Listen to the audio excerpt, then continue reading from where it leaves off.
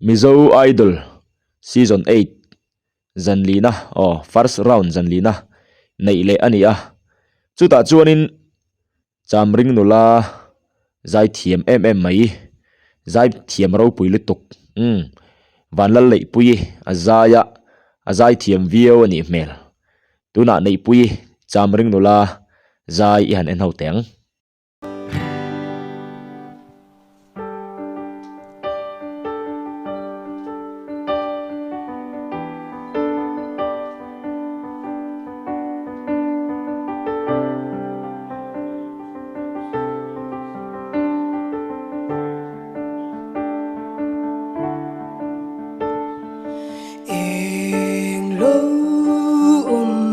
se boruak zau tak ne tui fin riak le komual zong ten ne ni tha arsi tim le itu pe ko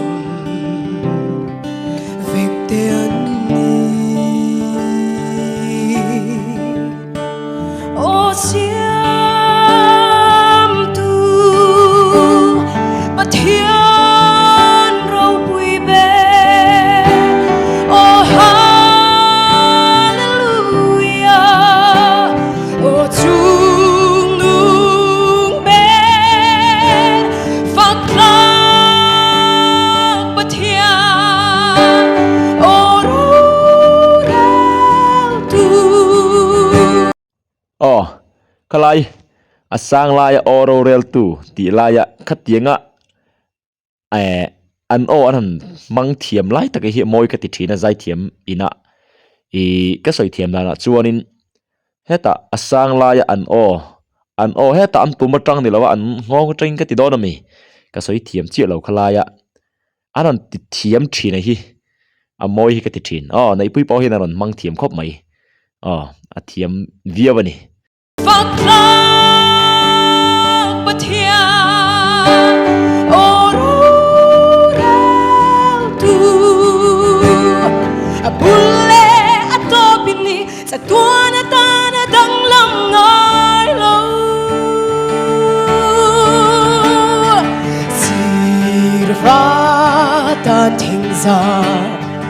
ran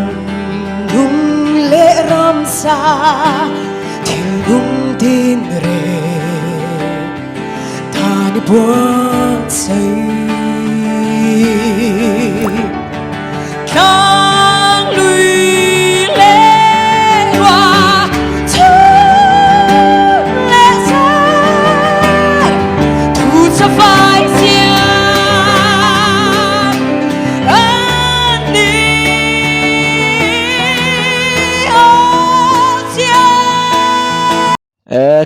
khai a zai thiam turu lutuk nei pui hi a ki an la san le nga la ni awa han bon em an bon turu ni nei pui hi sang atlin khop mai wa han bon turu em ka soi thiam lo a bon turu ni top mai nei pui hi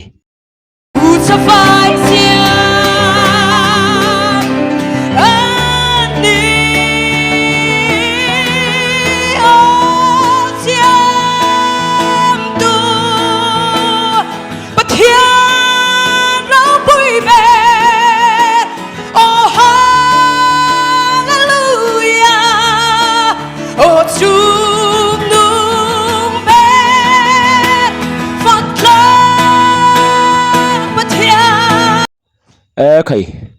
kalau trăng lutuk cái mà hi ka nei pui hianin zai sang se nei pui hi tin lo palme ngang ti ka lo lau deuh ani cái lo trăng khop mai tin nei pui hianin theina zong in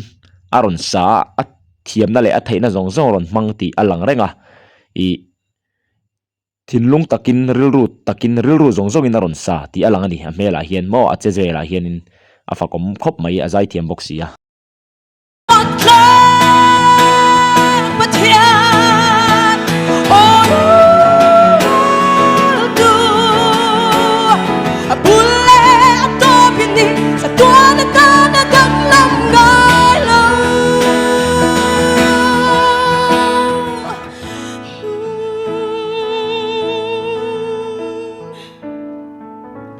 lo me